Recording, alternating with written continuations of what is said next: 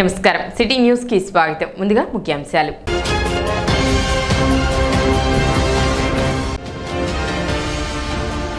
తహసీల్దార్ కార్యాలయంలో నిర్వహించిన ప్రజా సమస్యల పరిష్కార వేదిక కార్యక్రమానికి 9 అర్జీలు.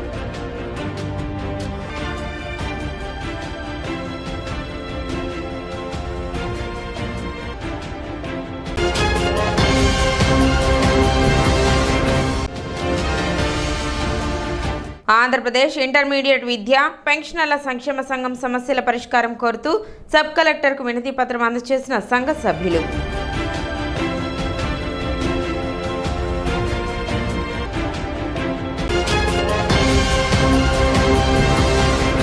ఆంధ్రప్రదేశ్ ఇంటర్మీడియట్ విద్య పెన్షనర్ల సంక్షేమ సంఘం సమస్యలు పరిష్కరించాలని కోరుతూ సబ్ కలెక్టర్ కార్యాలయంలో వినతి పత్రం అందజేశారు. రాష్ట్రంలోని 450 ప్రభుత్వ జూనియర్ కళాశాలలు మరియు 125 జూనియర్ కళాశాలలకు సంబంధించి 10,000కు పైగా ఉన్న పెన్షనర్లు తమ పెండింగ్ సమస్యల పరిష్కారం కోరుతూ సోమవారం అన్ని జిల్లా మరియు మండల కేంద్రాలలో వినతి పత్రం అందించి తలపెట్టిన కార్యక్రమంలో సోమవారం సబ్ కలెక్టర్ కార్యాలయంలో జరిగిన గ్రీవెన్స్ కార్యక్రమంలో సబ్ కలెక్టర్ సంజనా సింహాకు వినతి పత్రం అందజేశారు.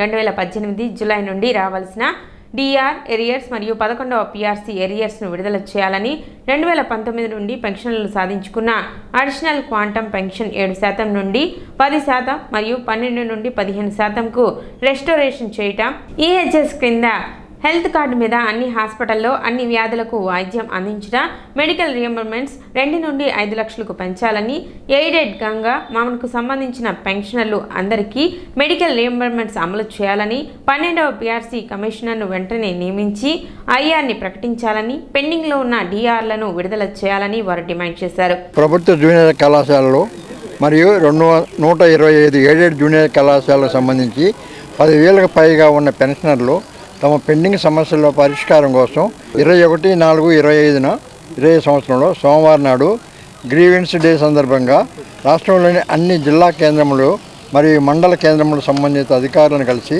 తమ గ్రీవెన్స్ను సబ్మిట్ చేయడం జరిగినదని ఆంధ్రప్రదేశ్ ఇంటర్మీడియట్ విద్యా పెన్షన్ సంక్షేమ సంఘ అధ్యక్షులు ఎం రాధాకృష్ణమూర్తి, ప్రధాన కార్యదర్శి గుమ్మ నారాయణ గారు ఒక పత్రికా ప్రకటనలో తెలియజేశారు.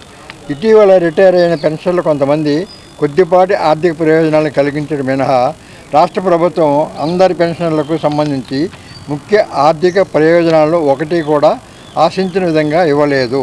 పెన్షనర్లలో చాలామంది 70 మరియు 75 వయసు పైబడ్డవారే. గత సంవత్సరంలో మాతో ఉన్నవాళ్ళు కొంతమంది ఇప్పుడు లేరు. ఈ సంవత్సరం ఉన్నవాళ్ళు అందరూ వచ్చే సంవత్సరం ఉంటారని గ్యారంటీ లేదు. ఇటువంటి పరిస్థితులలో మాకు రావాల్సిన న్యాయమైన బకాయిలు ఇవ్వకపోవడంపై మాకు చాలా ఇబ్బందిగా ఉన్నది. 1/7/2018 నుండి రావాల్సిన డిఆర్ఓ ఏరియర్స్ మరియు 11వ పిఆర్సీ ఏరియర్స్ను వెంటనే విడుదల చేయవలను. 12/1/2019 నుండి పెన్షన్లు సాధించుకున్న అడిషనల్ క్వాంటమ్ ఆఫ్ పెన్షన్ని 7% నుండి 10%కు మరియు 12% నుండి 15%కు ఎక్స్పోర్ట్ చేయవలను. ఈహెచ్ఈ కింద హెల్త్ కార్డుల మీద అన్ని హాస్పిటల్లోనూ అన్ని వ్యాధులకు వైద్యం అందించుట, మెడికల్ రియంబర్స్మెంట్ మొత్తము 2 లక్షల నుండి 5 లక్షలు పెంపొందించుటకు తెలియజేయడమైనది. ఎయిడెడ్ రంగమునకు సంబంధించిన పెన్షనర్లు అందరికీ మెడికల్ రియంబర్స్మెంట్ అమలు చేయుట, 12వ పిఆర్సీ కమిషన్ వెంటనే నియమించి ఐఆర్ను ప్రకటించడము.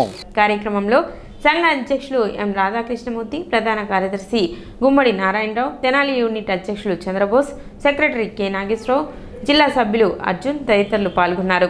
మాకు సమస్యలు కొన్ని ఇంటర్మీడియట్లో పెన్షన్స్ సంబంధించిన సమస్యలన్నీ కూడా వాళ్ళకి ఇవ్వటానికి వీలుగా మన ఆర్డీఓ గారిని కలవటానికి వాళ్ళకి ఇది మెమోరండం ఇవ్వటానికి మేము ఇక్కడ వచ్చాము. అందుట్లో ముఖ్యంగా మాకు పెన్షన్స్ ఎరియర్స్ అనేది గత 7 సంవత్సరాల నుంచి మాకు ఇవ్వటం లేదు. అదే విధంగా జనవరి 24వ సంవత్సరం జనవరి, జూలై తర్వాత మరియు జనవరి 25వ సంవత్సరానికి డిఏలు కూడా మనకి ఇంతవరకు కేంద్ర ప్రభుత్వం ఇచ్చింది కానీ మాకు ఇవ్వటం జరగలేదు. ఈ 9 నెలల నుంచి ఏదో ఈ డిఏ రిజిస్టర్ కూడా ఇస్తారని మేము ఆలోచించాము, కానీ ఇంతవరకు పునరుద్ధరించలేదు. కాబట్టి ఇవన్నీ కూడా ఇవ్వమని మేము కోరుతున్నాము. అట్లాగే మేము దీనికి ఆర్డీఓ గారికి, తర్వాత ఎంఆర్ఓ గారికి, తర్వాత ఏమైనా ట్రెజరీ ఆఫీసర్కి కూడా మెమోరాండం ఇవ్వాల్సిందిగా ఇవ్వటానికి మేము ఇక్కడికి రావడానికి దర్శించింది. పట్టణ స్వరాజ్ సెంటర్లోని శ్రీ షిరిడి సాయిబాబా మందిరం 75వ వార్షిక మహోత్సవాలు అత్యంత వైభవంగా జరిగాయి. దక్షిణ పదంలోనే ప్రథమ మందిరమైన తెనాలి శ్రీ సాయిబాబా మందిరం 75వ రాష్ట్ర మహోత్సవాలు ఈ నెల 12వ తేదీ నుండి 21వ తేదీ వరకు నిర్వహించగా ప్రతిరోజు పూజలు, అభిషేకాలు కన్నుల పండుగ నిర్వహించారు. ఇందులో భాగంగా 20వ తేదీ పూజ శ్రీ పాద కామేశ్వరేంద్ర స్వాములచే ఆధ్యాత్మిక ప్రసంగం నిర్వహించారు. అదేవిధంగా 21వ తేదీ చివరి రోజు స్వామివారికి కాకడ హారతి, అభిషేకం, సాయి చాలీసా, శ్రీ సాయిబాబా నామ సంకీర్తన, భజన కార్యక్రమం నిర్వహించారు. అనంతరం భక్తులకు అన్నప్రసాద వితరణ చేశారు. కార్యక్రమంలో భక్తులు విశేష సంఖ్యలో పాల్గొన్నారు. కార్యక్రమాన్ని శ్రీ షిరిడి సాయిబాబా మందిర సేవా సమితి సభ్యులు పర్యవేక్షించారు.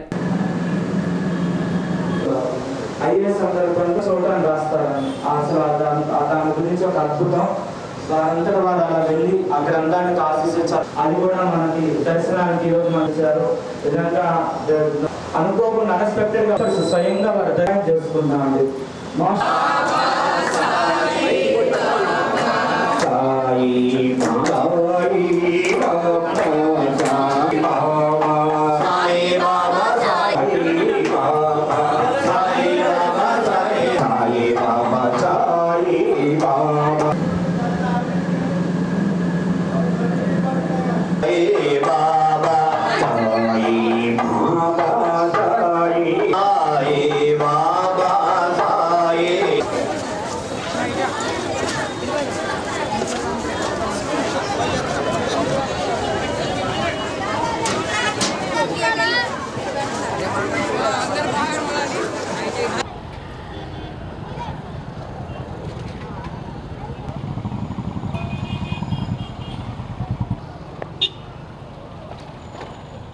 స్వామి ఆ అభయాన్ని ప్రసాదించిన తర్వాత మన రామకృష్ణ గారు, బాబు గారు, ఇక్కడ వీళ్ళందరూ ఉన్నారు కదా, ఇట్లా 77వ వార్షికోత్సవం జరుగుతుంది. మహనీయులు వచ్చి బాబా హారతి ఇవ్వాలన్న దానికి నాటి పునాది వారు ఆల్రెడీ అభయం నుంచి వెళ్ళారు.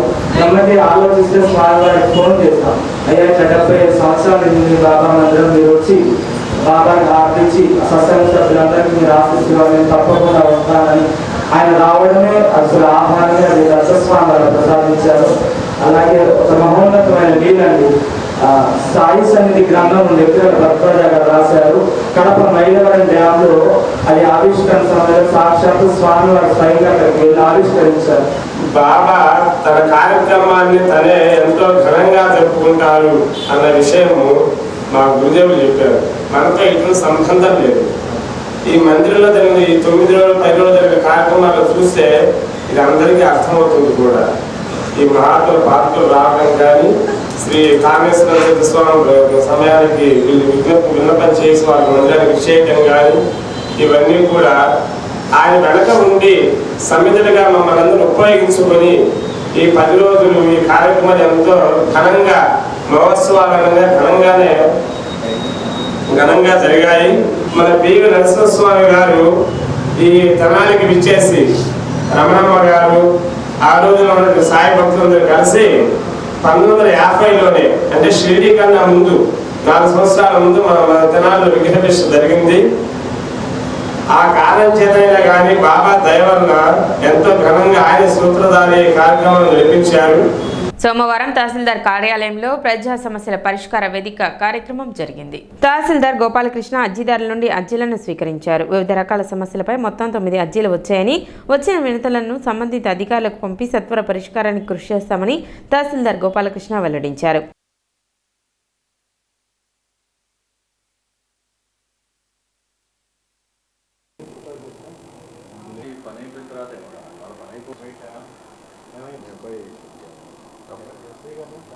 ఈరోజు మన తహసీల్దార్ కార్యాలయంలో జరిగిన ప్రజా సమస్యల పరిష్కార వేదికలో 9 అర్జీలు అందినాయి.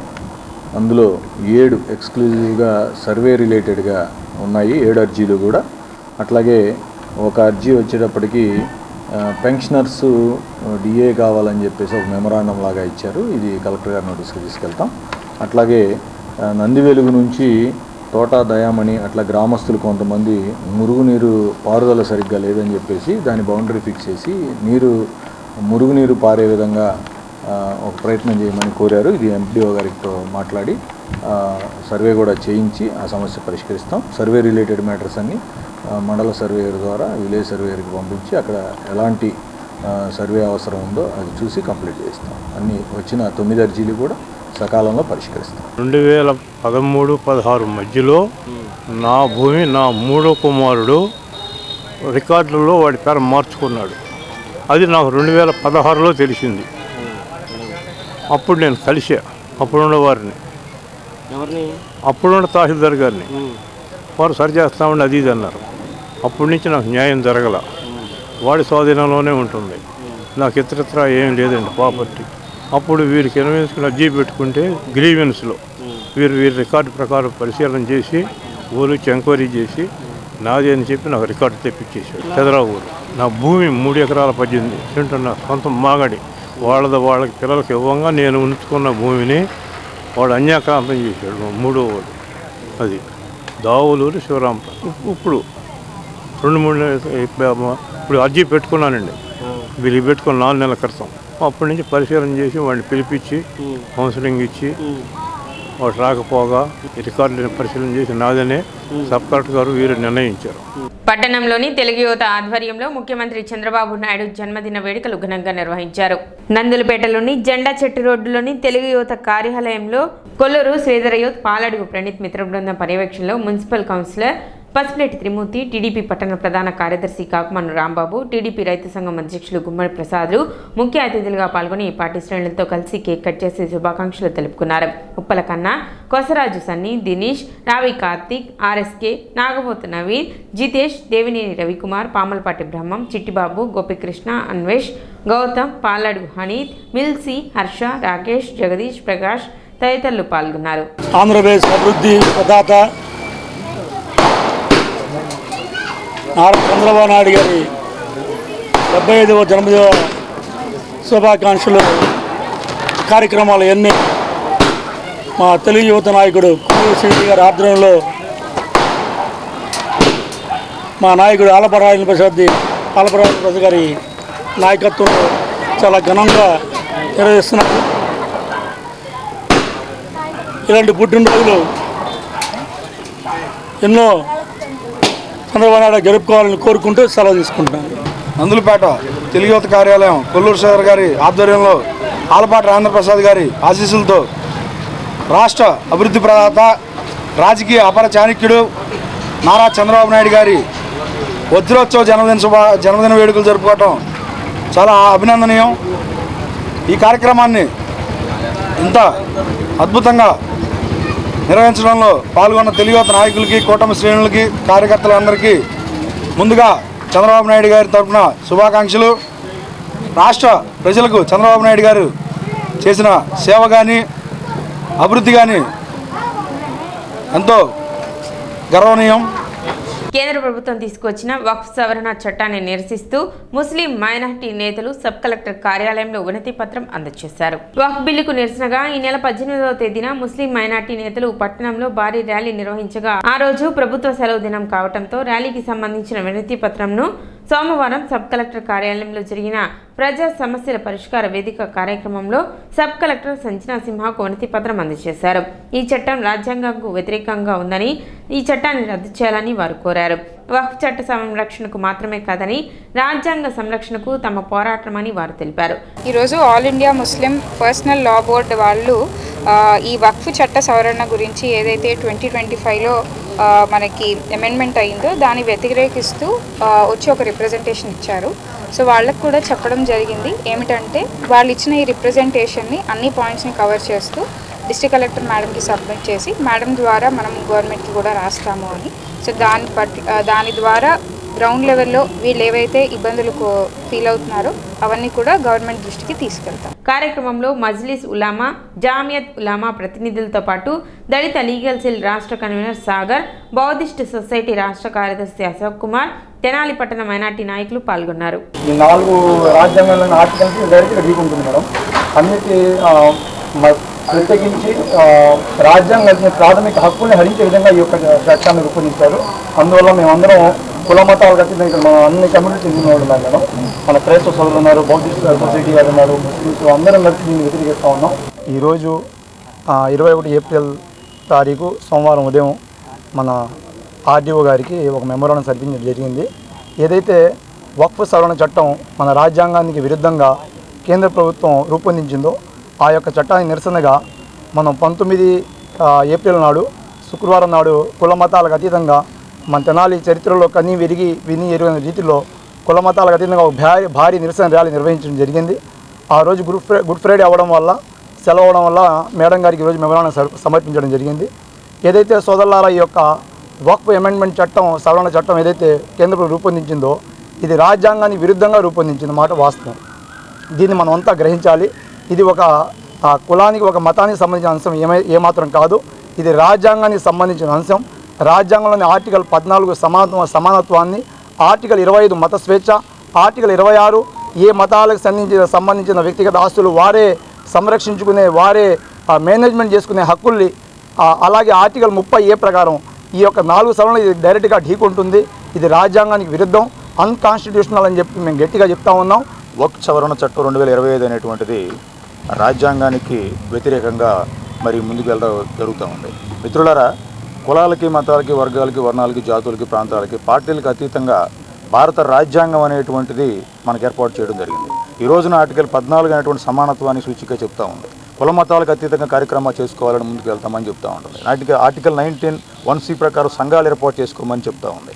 అలాగే మత స్వేచ్ఛ అనేటువంటిది ఆర్టికల్ 25 మరి 26 ప్రకారం ఆ కార్యక్రమాలు చేసుకుంటే మతానికి సంబంధించినటువంటి ఏదైతే సంస్థలు ఉన్నాయో సంస్థల ప్రకారంగా కానీ వారి పూర్తి ఆధిపత్యం అనేటువంటిది ముందుకు వెళ్ళమని చెప్తూ ఉంది. అయితే ఈ యొక్క వక్ఫ్ బోర్డు అనేటువంటిది గతంలో మరి మనం గమనిస్తూ ఉంటే మరి బానిస వంశం, ఖిల్జీ వంశం, తుగ్లక్ వంశం, మరి సుల్తాన్ వంశం, లోడీ వంశం, నిజాములు, ఈ విధంగా వీరందరూ కూడా ముస్లింల యొక్క స్థితిగతులను గమనించి, అంటే ముస్లిం మతస్థుల యొక్క స్థితిగతులను గమనించి వారి యొక్క జీవన విధానాలని, జీవన ప్రమాణాన్ని మెరుగుపరచడం కోసం ఆ రోజుల్లో మరి విరాళాల ద్వారా, ఆ రోజుల్లో దానం ద్వారా మరి దేవుడికి ఆ యొక్క భూమిని సమర్పించినటువంటి పరిస్థితి ఉంది. అవి ఆ రోజు నుంచి కూడా ఎవరైతే వాటిని సంస్కరిస్తూ ఉన్నారో, ఎవరైతే వాటిని పరిరక్షిస్తూ ఉన్నారో వాటి ద్వారా మరి విద్య లేని వారికి విద్య, ఆహారం లేనటువంటి ఆహారం, అలాగే ఏదైతే మరి ముస్లిం సమాజంలో ఉన్నటువంటి మరి ప్రజలు ఉన్నారో ఆ ప్రజలకి వారి యొక్క జీవన విధానాన్ని మెరుగుపరిచేటువంటి విధంగా మరి ఆ యొక్క మదరసాలు ఏర్పాటు చేయడం కానీ, మరి అదేవిధంగా మసీదులు ఏర్పాటు చేయడం కానీ, శ్మశాన వాటికలు ఏర్పాటు చేయడం కానీ, వీరి యొక్క బాగోగులు చూసుకోవడం కోసం ఆ పేద ప్రజలు ఏదైతే ఉన్నారో వాళ్ళందరి కోసం అది ఏర్పాటు చేయడం జరుగుతూ వచ్చింది. పూర్తిగా అన్ని మతాలకి, కులాలకి అతీతంగా, పార్టీలకు అతీతంగా, అదేవిధంగా అన్ని సంఘాలు కలిసి మరి ముక్తకంఠంతో ఈ తెనాలి పట్టణంలో భారీ ర్యాలీ నిర్వహించడం జరిగింది.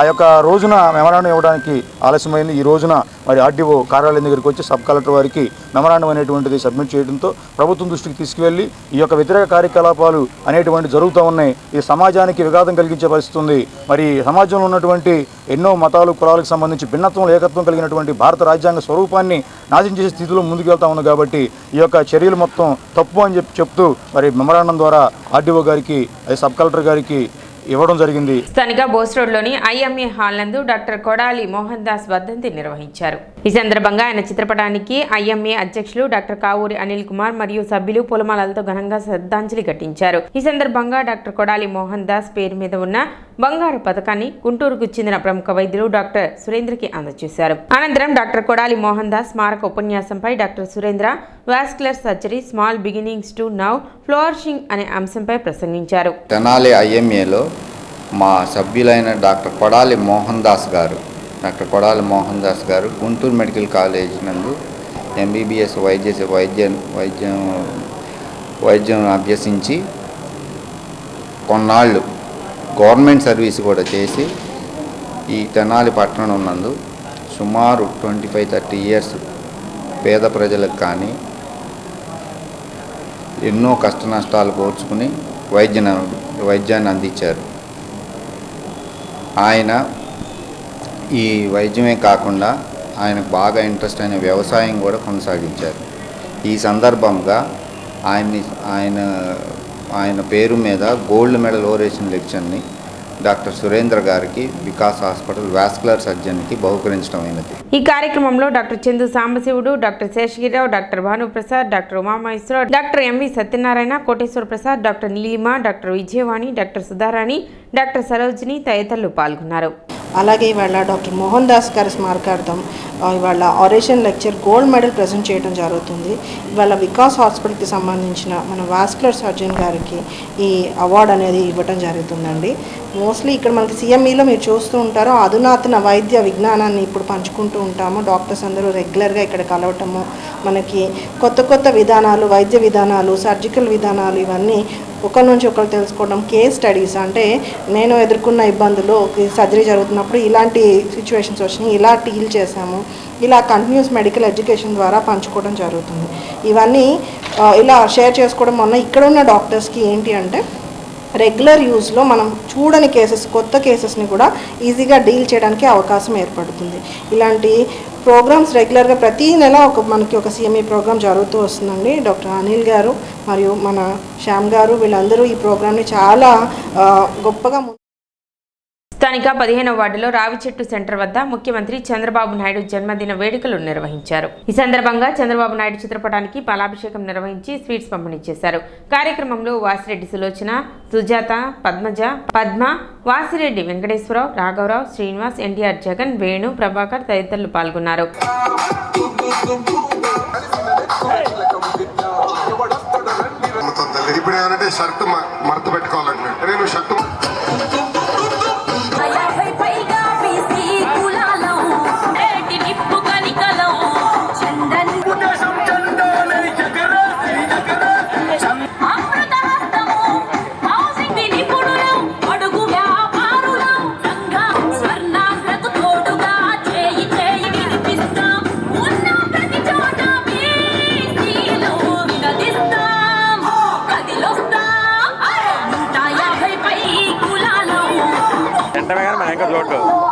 స్థానిక 15వ వార్డు రావిచెట్టు సెంటర్ నందు ఈరోజు మన ముఖ్యమంత్రి వర్యులు చంద్రబాబు గారి జన్మదిన వేడుకలు చాలా ఘనంగా పార్టీ శ్రేణులు, మహిళా మండలు, వార్డు సభ్యులు, పార్టీ కార్యకర్తల ఆధ్వర్యంలో ఘనంగా జరుపుకోవడం జరిగింది. పార్టీ అధ్యక్షురాలు గారి ఆధ్వర్యంలో ఉదయం మజ్జిగ పంపిణీ కార్యక్రమం, అలాగే స్వీట్ల కార్యక్రమం పంపిణీ కార్యక్రమం జరిగింది. అలాగే సాయంత్రం మహిళా మండలి ఆధ్వర్యంలో పార్టీ శ్రేణులు విరివిగా పాల్గొన్న ఘనత మా 15వ వార్డుకి దక్కింది. అలాగే కేక్ కటింగ్ కార్యక్రమం, అలాగే చంద్రబాబు చిత్రపటానికి పాలాభిషేకంతో రంగరంగ వైభవంగా చంద్రబాబు జన్మదిన వేడుకలు చాలా ఘనంగా కోలాహలంగా నిర్వహించడం జరిగింది. గౌరవ రాష్ట్ర ముఖ్యమంత్రి వర్యులు తెలుగుదేశం పార్టీ జాతీయ అధ్యక్షులు శ్రీ నారా చంద్రబాబు నాయుడు గారి 75వ పుట్టినరోజు సందర్భంగా తెనాలి నియోజకవర్గం 15వ వార్డులో ఘనంగా చంద్రబాబు నాయుడు గారి 75వ సంవత్సర పుట్టినరోజు వేడుకలు నిర్వహించడం జరిగింది. గత 45 సంవత్సరాలు సుదీర్ఘ రాజకీయ చరిత్ర కలిగిన వ్యక్తి చంద్రబాబు నాయుడు గారు. అలాంటి వ్యక్తి రాజకీయాల్లో రానున్న రోజుల్లో మరెన్నో రాజకీయ ఇది చేయాలని కూడా కోరుకుంటూ మా తెనాలి మున్సిపాలిటీలోని 15వ వార్డు నందు ఈరోజు ఉదయం మజ్జిగ పంపిణీ కార్యక్రమం చేశాము. మహిళా మండలి అందరూ కలిసి మజ్జిగ పంపిణీ కార్యక్రమం చేశాము. ఆ తర్వాత సాయంత్రం వచ్చేసి పాలతోటి పాలాభిషేకం చేశాం చంద్రబాబు నాయుడు గారికి. తర్వాత కేక్ కటింగు, అలాగే ఈ కార్యక్రమాలన్నీ కూడా ఇక్కడ ఉన్నటువంటి కార్యకర్తల ఆధ్వర్యంలో ఘనంగా నిర్వహించాము. ఇక్కడికి విచ్చేసినటువంటి ప్రజలందరికీ కూడా ప్రత్యేక ధన్యవాదాలు తెలుపుకుంటూ మరొకసారి చంద్రబాబు నాయుడు ఆరోగ్యాలతో సుఖశాంతులతో మా రాష్ట్రాన్ని ఇలాగే సుభిక్షంగా పాలించాలని మా ప్రజలందరి తరపున కోరుకుంటున్నాం. సిటీ న్యూస్ ముగించే ముందు ముఖ్యాంశాలు మరోసారి.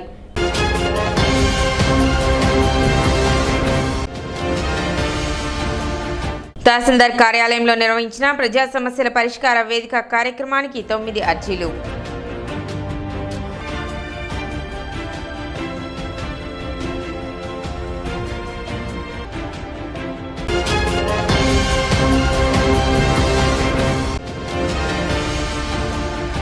ఆంధ్రప్రదేశ్ ఇంటర్మీడియట్ విద్య పెన్షనర్ల సంక్షేమ సంఘం సమస్యల పరిష్కారం కోరుతూ సబ్ కలెక్టర్కు వినతి పత్రం అందజేసిన సంఘ సభ్యులు.